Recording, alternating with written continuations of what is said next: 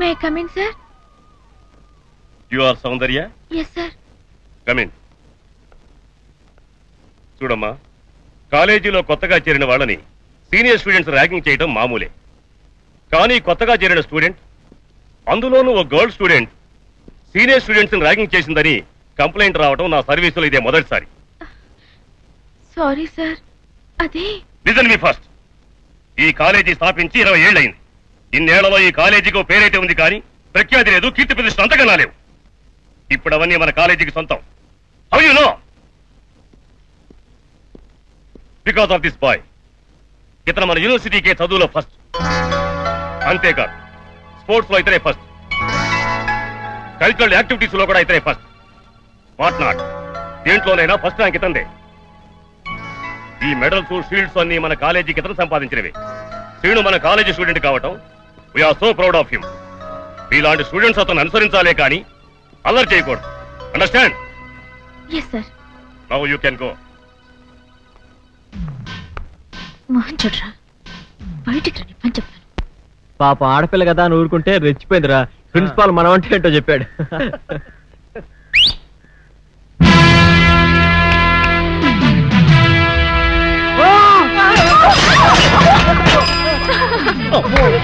అది కంచు.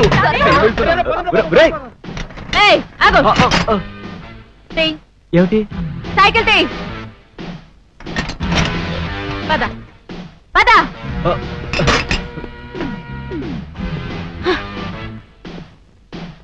నువ్వు ప్రిన్సిపల్ కి కంప్లైంట్ చేస్తే నేను భయపడతాననుకున్నావా?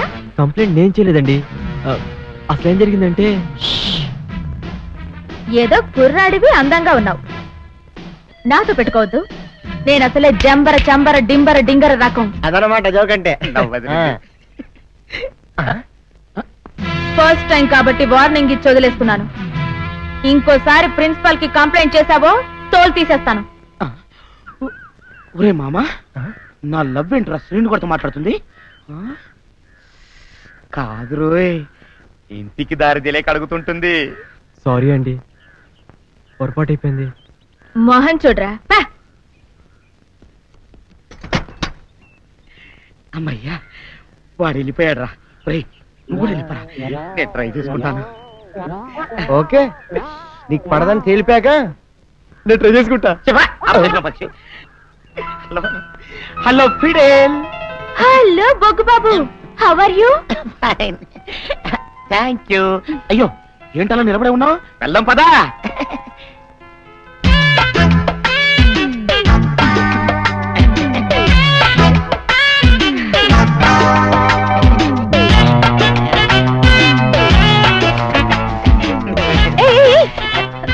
వీడెవడు వేళాపాడా లేకుండా రోడ్లు ఉడుస్తూ దుమ్ము లేపుతున్నాడు? చెత్తకండి, ఆయన మా డాడీ. ఓహో, నువ్వు రోడ్లు ఉడిచేవాడి కొడుకువా? చచ్చా, ఆయన రోడ్లు ఉడిచేవాడు కాదండి, ఈ ఊరి ప్రెసిడెంట్. అందుకే ప్రజాసేవ చేస్తున్నాడు. మీ ఊళ్ళో అన్ని మెంటల్ కేసులే. అవునవును, నేను తప్ప. రే బుల్రాజు, ఏంటి డాడీ? ఈ తట్ట తీసుకుని ఈ రోడ్డు మీద పేడంత ఎత్తు. మా డాడీ జోక్ చేస్తున్నాడు, అందుకే ఇలాంటి పనులన్నీ చెప్తుంటాడు. ఏంట్రా పేడెత్తమంటే అమ్మాయి చెవు కొరుకుతావో? ఇగో ఎత్తుతావా? లేక ఇటు చూడు.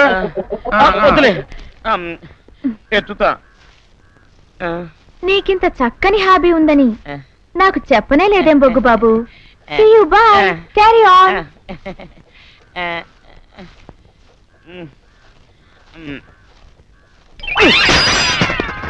డాడీ, పక్కన ఆడపిల్ల ఉందని కూడా చూడకుండా నన్ను పేడెత్తమంటావా? చిచ్చే, నేను ఇంకో ఎర్ర నాన్నకు పుట్టినా బాగుండేది. ఎర్ర నాన్న ఏంట్రా, కర్రీనా కొడక? అవును, నేను నీ కలర్ లో పుట్టబట్టే ఆ అమ్మాయి నన్ను రైల్లో బొగ్గేసేవాడివా అని అడిగింది.